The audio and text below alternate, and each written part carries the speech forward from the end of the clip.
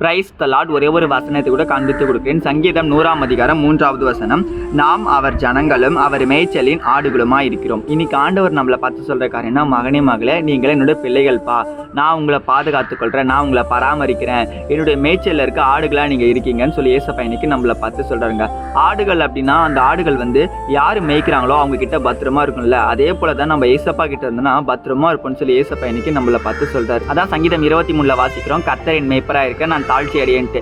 ஏசப்பா நமக்கு மேய்ப்பரா இருக்கும்போது நம்ம எந்த இடத்துலையும் தாக்கப்பட மாட்டோம், தாழ்ந்து போக மாட்டோங்க. இந்த உலகத்துல இருக்க மனுஷங்களையும் உலகப்பரமான காரியங்களையும் நம்ம நாடி போனா அது எல்லாம் மாயமானதம்மா. பிரசங்கி சொல்றாரு, மாயை மாயை எல்லாம் மாயை. சூரியனுக்கு கீழே இருக்கிறது எல்லாமே மாயை. சூரியனுக்கு கீழே என்ன இருக்கு? பூமி இருக்கு. இந்த பூமியில இருக்க எல்லா காரியமும் மாயை தான். மனித வாழ்க்கையே ஒரு மாயன் தான் பிரசங்கி சொல்றாரு. அப்ப இந்த உலகத்துல இருக்க காரியங்கள் எல்லாத்தையும் வெறுத்துட்டு மகனே மகளே நீ என்னை தேடிவான்னு சொல்லி ஏசப்பா இன்னைக்கு உங்களை பார்த்தாங்க சொல்றாரு. வெறுத்துட்டு வானா, வேலையை வெறுத்துட்டு வா, குடும்பத்தை வெறுத்துட்டு ஏசப்பா சொல்லுங்க. உலகப்பரமான ஆசைகளை உலகப்பரமான காரியங்களை வெறுத்துட்டு வா அப்படின்னு சொல்லி ஏசப்பா இன்னைக்கு நம்மளை பார்த்து சொல்றாருங்க.